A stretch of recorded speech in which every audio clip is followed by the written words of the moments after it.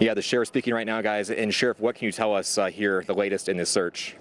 So yesterday afternoon at about 2:30 p.m. we ended up getting a call in need of a rescue, and we come down here and located one 7-year-old female deceased.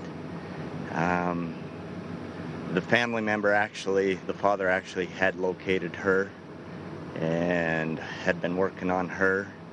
We are currently missing a sister, a 3-year-old sister, and that's who we are actually down here looking for right now. We have approximately 70 search and rescue plus law enforcement out here searching. Our search area is huge because of the debris flow and the swiftness of the water.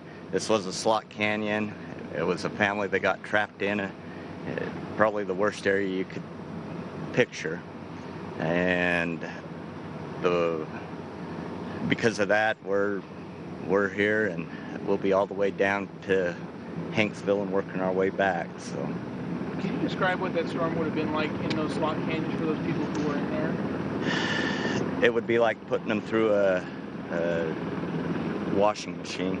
I mean, they're 1.5 feet in places, and the little swirlies, and it's immense what would happen in those situations. How does that affect how you guys have to search for them? What makes things complicated? We're going to be dealing with sand, debris, and I don't know if any of you have ever watched a flash flood in this area here. It puts down a lot of sand and a lot of debris, and so it definitely complicates everything. At this point, it is more of a recovery effort.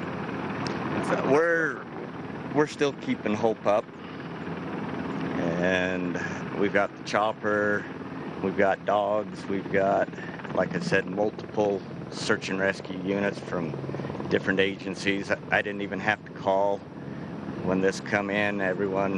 That's the nice thing about Utah, and especially here in rural Utah. The surrounding counties jumped right in and helped without even being asked. Was it the father that found the 3-year-old that notified you guys?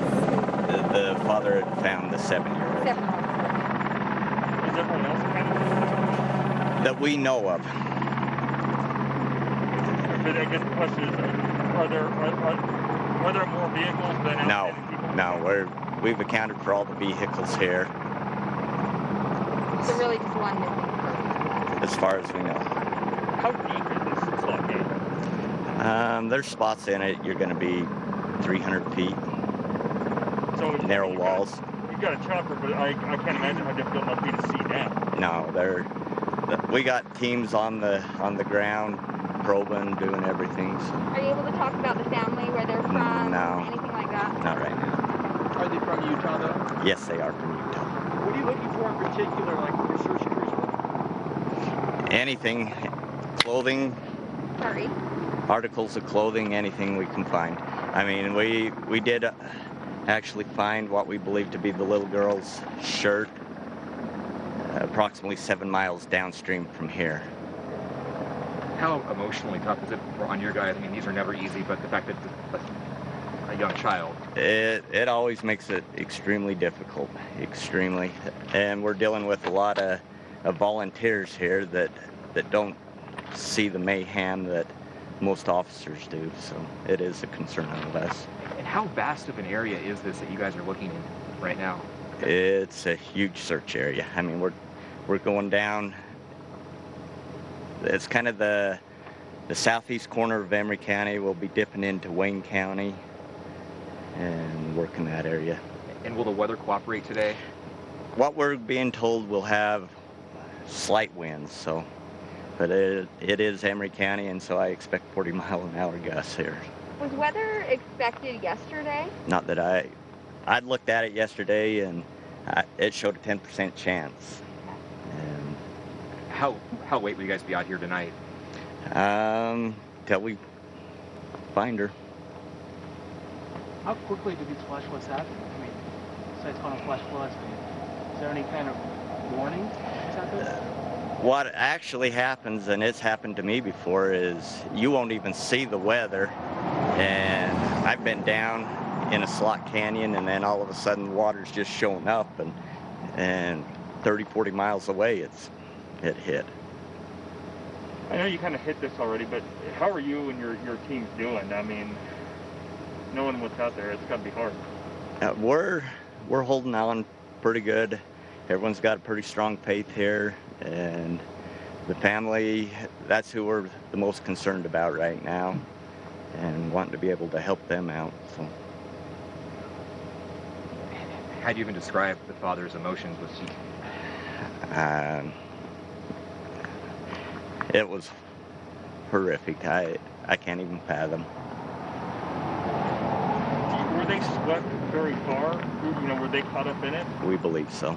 Any, I mean, ballpark of how far the family kind of ended up getting swept up in this whole thing? I would say at a minimum 2 to 3 miles. Were they banged up at all? Yeah. I mean, were they like up and walking okay? Or are they pretty seriously hurt? We can't really comment on that. How many were there? There was 4 up in the canyon. One family though? Yeah. There was a mother, father, 2 kids. No. Thank you, Sheriff. Thank Okay. you. Sheriff, do you mind if I get you to say and spell your name for us? It's Sheriff Greg Funk, Gregfunk. Good luck to you. Okay, thanks you guys. And guys, you just heard right there, guys, some of the worst news possible. This search and rescue effort right now is for a 3-year-old girl who was swept away in this flash flood yesterday.